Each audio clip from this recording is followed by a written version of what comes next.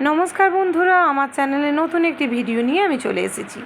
আজকে আমি বানাবো অত্যন্ত সহজ পদ্ধতিতে বিরিয়ানি। আপনারা দেখতে থাকুন, যদি ভালো লেগে থাকে আপনারা বাড়িতে একবার ট্রাই করবেন অবশ্যই। চলুন শুরু করা যাক।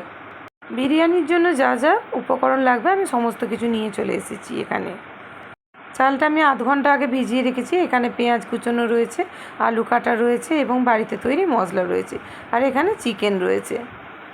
গোটা গরম মশলাও নিয়ে নিয়েছি। এবার আমি চিকেনটা ম্যারিনেশন করে নেব।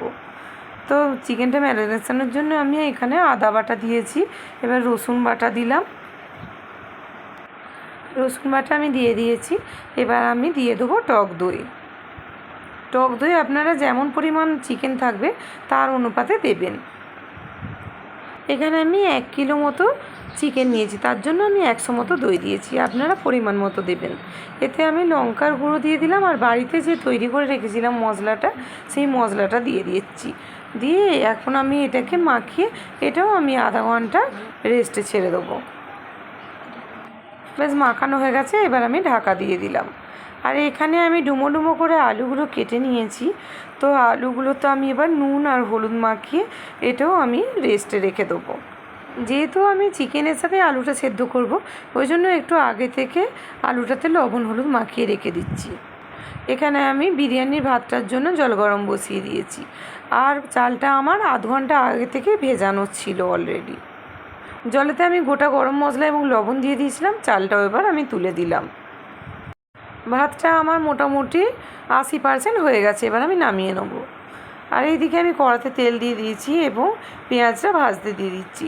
পুরো পেঁয়াজটা হয়তো আমি দেবো না, কিছুটা আমি বেরেস্তার জন্য তুলে রেখে দেবো পেঁয়াজটা ভাজা হয়ে গেলে। তো আমি এটা খুব অল্প পেঁয়াজ দিয়ে আমি চিকেনটা কষবো, খুব বেশি পেঁয়াজ দেবো না। পেঁয়াজটা প্রায় ভাজার পথে, তো এর থেকে আমি কিছুটা পেঁয়াজ বেরেস্তার জন্য তুলে রেখে দেবো। বেরেস্তার জন্য পেঁয়াজ তুলে রেখে এবার আমি আদা রসুন দিয়ে দেবো। আদা রসুন আমি হালকা ভেজে নিয়েছি। এবার আমি এতে আলু দিয়ে দেবো।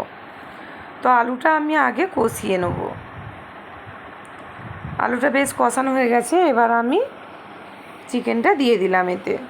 চিকেনটা বেশ খানিকটা আমি কষিয়ে নেব। আমি লবণটা দিয়ে দিলাম। লবণটা দিয়ে দেওয়ার পরে এবার একটু জলটা বেশি ছাড়বে, এবং সেই জলেই কিন্তু এবার আমার চিকেনটা কষা হয়ে যাবে। চিকেনটা আমি ঢাকা দিয়ে এখানে চলে এসেছি। একটু কেওড়া জল এবং একটু গোলাপ জল, এইগুলো একসাথে মিক্সড করে রেখে দেবো, যাতে আমার কাজটা তাড়াতাড়ি এগিয়ে যায়। তো এখানে আমি পরিমাণ মতো নিচ্ছি। আপনারা চাইলে কোনো কিছুতে মেপেও নিতে পারেন, যেভাবে আপনাদের সুবিধা হবে। গোলাপ জল, কেওড়া জল দিয়ে এতে আমি দিয়েই রেখেছিলাম। এতে আমি 2 ফোঁটা মতো মিঠে আতর দিয়ে দিচ্ছি। আমার চিকেনটা কষা হয়ে গিয়েছিলো। চিকেনের যে গ্রেভিটা ছিল, সেই গ্রেভিটা আমি প্রথমে হাঁড়িতে দিয়ে দিলাম। তার উপর আমি এবার পাট পাট করে সমস্ত জিনিসগুলো দিয়ে দেবো। তো এখন আমি দিয়ে দিচ্ছি এতে ঘি।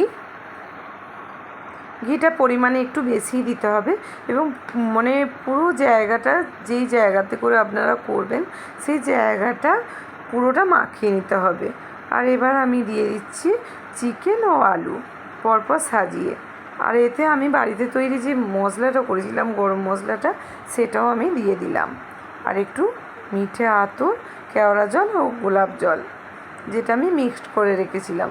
এবার আমি আস্তে আস্তে করে রাইসটা দিয়ে দিচ্ছি। তো রাইসটা আমি দিয়ে দিয়েছি।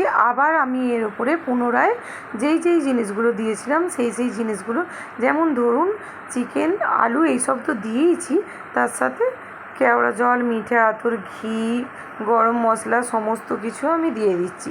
এবার আমি তার উপর রাইসটা আবার এক পার্ট দিয়ে আবার আমি বেরেস্তাটা দিয়ে দিচ্ছি, যে বেরেস্তাটা আমি তুলে রেখেছিলাম। আমি এটা এর আগেও ট্রাই করেছি বাড়িতে, ভীষণ সুন্দর খেতে হয়। আপনারা কখনো একবার ট্রাই করে দেখবেন। দোকানের বিরিয়ানি কিন্তু আর মুখেই লাগবে না। সমস্ত কিছু আমি পাট পাট করে সাজিয়ে নিয়েছি। এবার আমি দিয়ে দিচ্ছি জাফরানটা।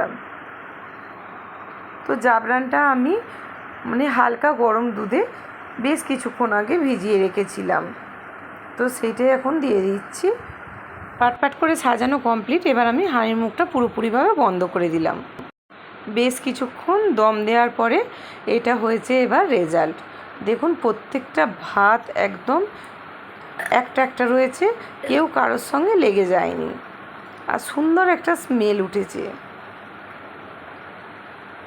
আর দেখতেও কি অপূর্ব সুন্দর হয়েছে। দেখুন আপনারা অবশ্যই একবার ট্রাই করে দেখবেন।